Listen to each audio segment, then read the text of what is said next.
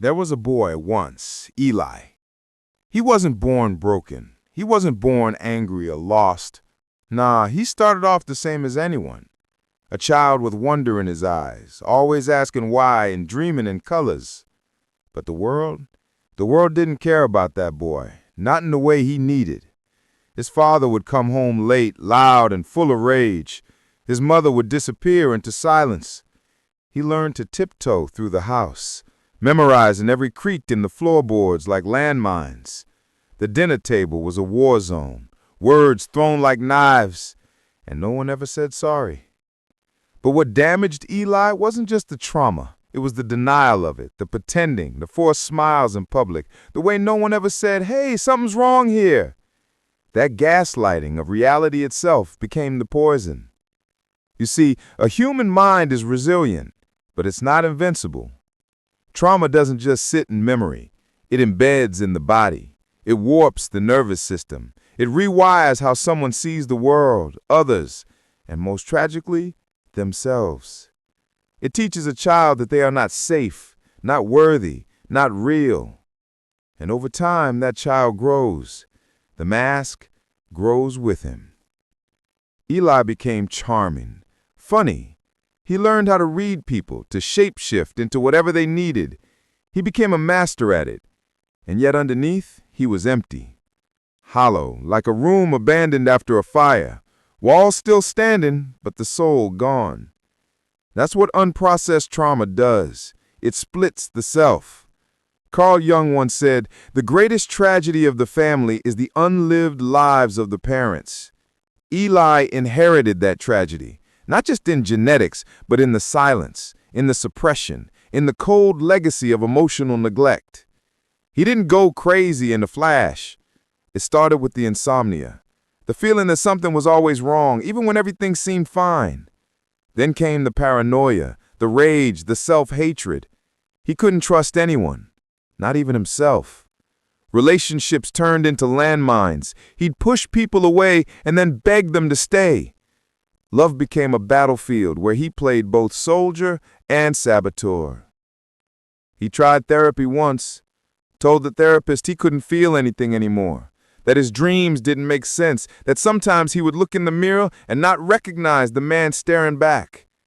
They told him it was anxiety, depression, but labels couldn't touch the real monster, the buried pain he never learned to speak. Because when trauma is ignored, it doesn't disappear. It hides, it festers, it waits, and one day, it comes out. Maybe in a breakdown, maybe in addiction, maybe in the sudden silence of someone who used to laugh the loudest. Eli began talking to himself. Not just random thoughts, but conversations, arguments, screams. He'd walk past mirrors without blinking. He started carrying a notebook, scribbling thoughts that made no sense to anyone else. Friends said he changed, but the truth, he was always like this. He just ran out of energy to hide it. That's what no one tells you about going crazy. It's not madness. It's exhaustion. It's the soul given up to performance. When a person has spent their whole life suppressing their wounds, their fears, their trauma, eventually the psyche fractures because the human mind is not a machine. It's a fragile tapestry of memories, emotions, beliefs, and meaning. When too much of that tapestry is soaked in pain and silence, it begins to tear. Eli started believing the voices, started seeing symbols in places that made no sense to anyone else. He called it patterns. He thought the universe was speaking to him directly, not metaphorically, literally. Every radio ad, every glance from the stranger, every flicker of light in the hallway became a message. What was really happening? His mind, starved of order, was creating meaning in the chaos. It was trying to make sense of what had never been resolved. That's the cruel trick of unresolved trauma. It doesn't let you rest. It doesn't let you forget. It disguises itself as anxiety, anger, even mystical insight. But behind all of it is a child screaming, "Please notice me, save me, help me." But by then it's too late, because the world doesn't understand madness. It fears it. It turns it into a spectacle. And Eli, like so many others, became another cautionary tale, another statistic, another what went wrong.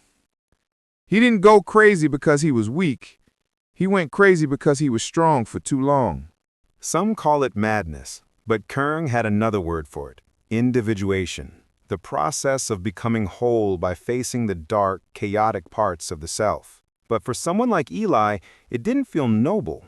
It felt like drowning, like being pulled into the depths of something ancient and terrifying, something that didn't speak in words, but symbols, fragments, screams behind closed doors. Because here's the truth: you don't just lose your mind one day. It happens slowly, like a soft crack in a mirror that spiderwebs over time. From the outside, they might say he just snapped, but they didn't see what happened before. The parts that weren't loud, the nights that were silent, the moments no one else was there for. When you bury the past, you don't kill it, you multiply it. Unhealed trauma becomes a ghost, and ghosts don't die, they haunt. Eli wasn't just dealing with memories. He was carrying the entire emotional weight of years of abandonment, confusion, shame, and unspoken grief. Every moment he stayed silent as a child, those moments screamed back at him as an adult. This is where the line between sanity and insanity begins to blur. In psychology, we often talk about the false self, the version of you created to survive. Not to live, not to thrive, just to survive. This false self wears masks, tells people what they want to hear, and buries the truth so deep that even you forget it's there. But that truth doesn't forget you. One day, the mask cracks. The persona can't hold the weight anymore, and when it shatters, what's left? Just the shadow. The side you never wanted to meet. The rage you said wasn't yours. The grief you claimed didn't matter. The voice inside you that whispered you were never loved the way you needed to be. This is what going crazy really is. It's not an illness. It's not demonic. It's not even irrational. It's the human psyche breaking under the weight of pretending.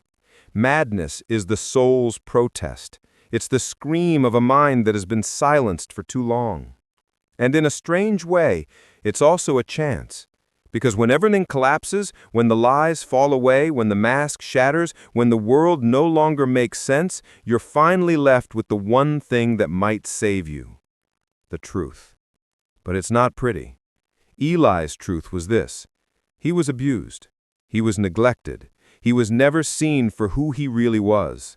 And for years he told himself it didn't matter. But it did. It always did.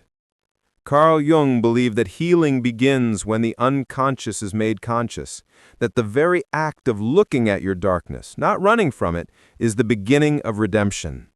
But here's the hard part. Looking at your past means feeling everything you worked so hard not to feel. And that's terrifying, because beneath the numbness, beneath the madness, is something even scarier: vulnerability. To go into your shadow, you must become soft again. You must grieve, and grief is a kind of death. Eli began to write, and not for clarity, not even for healing, just to get it out. The pages were chaotic, scribbles, drawings, sometimes just the same sentence repeated 50 times. I didn't deserve this. That sentence changed him, not because it gave him peace, but because it gave him permission. Permission to finally be angry, to be sad, to feel. And in that, he found something he hadn't touched in years: hope. Healing doesn't begin with motivation or a positive mindset. It begins with honesty. And honesty begins in pain. Eli began therapy again, but this time, he didn't try to be impressive. He didn't try to be smart or spiritual. He just wept. For everything. For the child who grew up too fast. For the adult who never felt safe. For the madness that made sense once he stopped running from it. He wasn't cured, but he wasn't lost anymore. He learned that madness was never the enemy. It was a message, a cry for attention from the parts of himself that had been locked away. And when he finally opened the door, those parts didn't attack him, they thanked him, because now he was finally listening. If you've ever felt like you're going crazy, if the world feels too loud and you feel too broken, know this. You're not broken. You're buried. And healing is not becoming someone new. It's remembering who you were before the pain taught you to forget. How do you begin? Start with silence. Not the numb silence of disconnection, but the sacred silence of listening. Write, scream, walk, cry, but do it consciously. Do it without shame. Read books that go beyond symptoms, books that dive into the unconscious. The Body Keeps the Score by Bessel van der Kolk. Owning Your Own Shadow by Robert A. Johnson.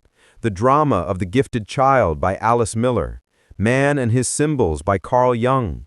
These aren't just books, they are mirrors. They won't give you answers, but they will give you permission to ask the real questions. And most of all, don't heal to be perfect. Heal so you can be real. So you can look at the mirror and recognize the one looking back. Because the world doesn't need more masks. It needs more people who have survived their shadow and come back with soul.